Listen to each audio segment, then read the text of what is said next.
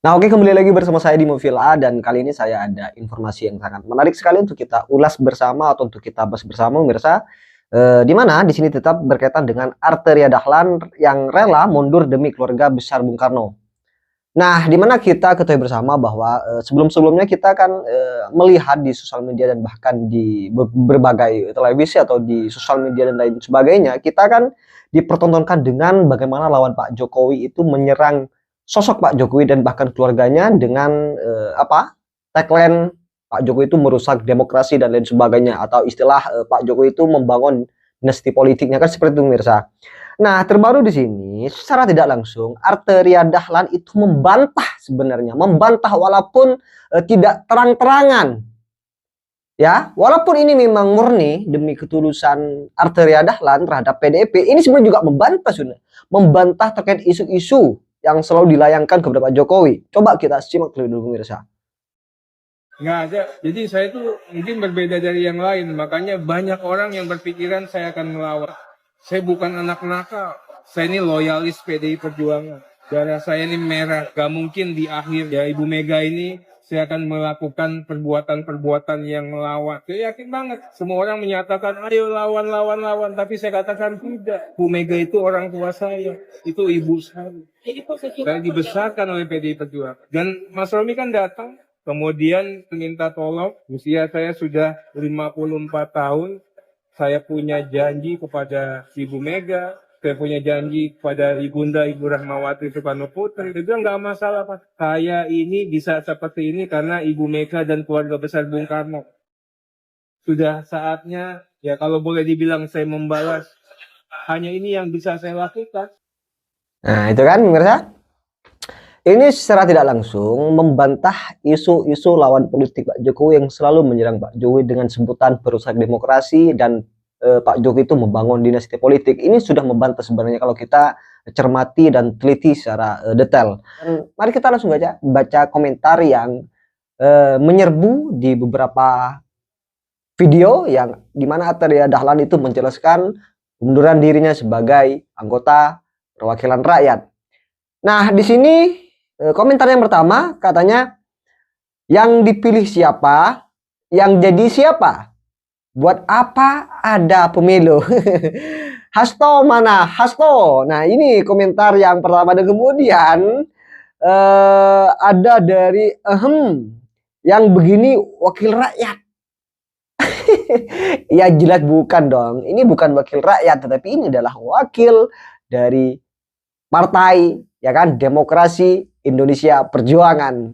Nah, kemudian pemirsa, di sini juga banyak lagi komentar yang seru sekali untuk kita baca atau untuk kita dengarkan bersama. Nah, suara yang memilih dia bagaimana, katanya. Suara yang memilih dia bagaimana? Ya nggak tahu bagaimana, siapa suruh milih dari PDIP, kan seperti itu, pemirsa. Lagi ada, ini nggak ada yang teriak dinasti nih. Ya, nggak ada memang. Ya karena memang yang selalu teriak-teriak dinasti itu ya orang-orang PDIP sendiri. Walaupun ya karena kan memang kalau keluarga Pak Jokowi dan loyalis, ya kan, Pak Jokowi dan relawan-relawan Pak Jokowi itu memang tidak suka mengejek atau menjelek-jelekan orang lain. Ya kita tahu sendiri lah ya, mana yang berkualitas, apakah pendukung dari PDIP, apakah pendukung dari Pak Jokowi, kan seperti itu, pemirsa. Kemudian ada lagi dari Nandang Rangginan. Petugas partai bukan wakil rakyat. Ini juga seru sekali. Dan kemudian ada dari Rudin Tama yang mengatakan bahwa anak Mulyono menangis di pojokan melihat ini. Yalah. Ini juga ada lagi, buset terang-terangan praktik dinastinya. Iya, wajar memang, ini kan sudah blunder. Siapa suruh kemarin-kemarinnya menyerang Pak Jokowi? Ya, akhirnya kan makan sendiri dong.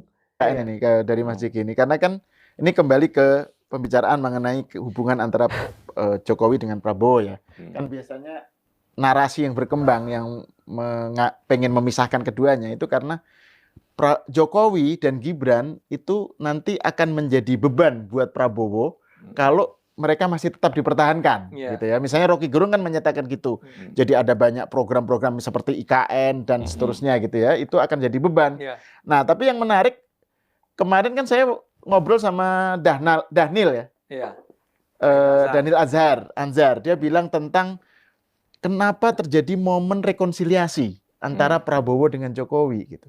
Salah satunya karena kata Daniel, ada apa yang dilakukan oleh Jokowi selama ini ternyata cocok dengan yang dibayangkan oleh Pak Prabowo. Jadi Prabowo kan narasinya itu kan Indonesia kemandirian, gitu kan? Jangan mau didikte, jangan mau kita harus menjadi tumbuh bangsa yang punya pertumbuhan ekonomi yang tinggi dan seterusnya. Ternyata itu sudah dilakukan oleh Pak Jokowi gitu ya. Jadi makanya komitmen terhadap hilirisasi itu ditegaskan terus oleh Pak Prabowo. Dan ini Mas JK juga pernah ngomong gitu ya, bahwa bisa dijelaskan lagi ya Mas tentang itu, tentang kalau saya percaya saat Pak Prabowo bersedia menerima tawaran sebagai bagian dari kabinet Pak Jokowi itu, kan dia setiap hari bertemu Pak Jokowi lah saat rapat-rapat kabinet kan. Dan artinya kan dia banyak mendengar apa yang dikerjakan oleh Pak Jokowi. Dan dia melihat apa yang dikerjakan oleh Pak Jokowi yang telah dikerjakan oleh Pak Jokowi juga. Nah pasti kemudian dalam hatinya, pasti dia pikir, loh saya nggak perlu lawan orang ini. Orang ini adalah orang yang sudah mengerjakan mimpi-mimpi saya sebenarnya. Gitu. Ya, kalau mau ngomong yang paling fundamental misalnya soal hilirisasi. Kita kan tahu Bang Ade, sebelumnya kan kita hanya ekspor mineral kita itu kan mentah. Gitu.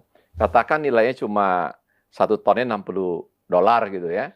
Tapi ketika sudah diproses oleh smelter, karena waktu itu diharuskan membangun smelter pengusahanya, kan berpuluh-puluh kali lipat kenaikan nilai per ton itu. Gitu. Nah ini kan sebenarnya bentuk daripada juga mimpinya Pak Prabowo bahwa kita bukan negara yang cuma mampu menjual bahan mentah kita gitu, dan kemudian kita membeli balik ketika sudah menjadi produk yang punya nilai mahal sekali gitu. Kan sebenarnya itu yang sebenarnya Pak Prabowo inginkan. Kita ini adalah bangsa besar, kita adalah bangsa yang hebat. Kenapa kita kemudian menjadi bangsa yang nggak hebat gitu? Kita bisa kok jadi bangsa hebat gitu. Nah, perbedaan di antara mereka mungkin secara tegas kalau Pak Prabowo dari awal dia mencalonkan diri sebagai presiden itu di tahun 2014 dan 2019 itu memang narasinya penuh dengan pembicaraan seperti itu. Gitu. Nah, Pak Jokowi mungkin itu nggak terlalu terucapkan, tetapi dia mempraktekannya. Gitu. Ya, karena dia menang sebagai presiden kan. Nah, jadi sebenarnya saat Pak Prabowo menjadi bagian dari kabinetnya Pak Jokowi, hubungan mereka itu kemudian menjadi hubungan yang manis sekali karena ada kesamaan di antara mereka, ada kepercayaan di antara mereka bahwa mereka adalah sama-sama orang yang mencintai negara ini, yang menginginkan rakyatnya sejahtera, yang menginginkan Indonesia ini menjadi maju. Dan yang lebih hebat di antara mereka berdua adalah, menurut saya, mereka adalah dua orang yang punya keyakinan bahwa kita ini adalah bangsa besar, bahwa kita ini pasti jadi negara maju, gitu. Nah, keyakinan, optimisme mereka berdua ini kan sempat sebenarnya dalam kurun 20-30 tahun terakhir, ya, itu kan sempat hilang sebenarnya. Ya, kita pernah dihebohkan itu ketika Bung Karno menjadi presiden misalnya di awal-awal. Kita adalah bangsa besar, kita adalah bangsa hebat, kita adalah bangsa berpengaruh di dunia. Tapi kan kemudian itu sedikit demi sedikit karam kan. Ketika peristiwa 1965, kemudian dilanjutkan. Dan Orde Baru kan lebih mengedepankan praktek lah daripada jargon ketika itu. Nah, jadi kita sampai ke dalam posisi yang memang merasa bahwa ya sudahlah, kita ini negara berkembang. Kita ini nggak mungkin menjadi negara maju. Gitu. Yang penting ya pelan-pelan kita benahi negara kita agar rakyat kita nggak boleh kelaparan lagi. Jadi goal kita itu cuma agar rakyat kita nggak boleh kelaparan lagi. Itu kira-kira. Nah, stigma ini dipatahkan oleh mereka berdua sebenarnya. Kita bukan cuma nggak boleh rakyat kita kelaparan, tapi kita ini bisa menjadi bangsa yang hebat. Kita ini bangsa besar di dunia ini. Gitu. Nah, untuk itu bukan nggak mungkin, asal kita mau bersatu, asal kita mau bersama-sama. Nah, itu yang kemudian menjadi kesamaan di antara mereka. Nah, ini juga yang merekatkan mereka berdua sebenarnya.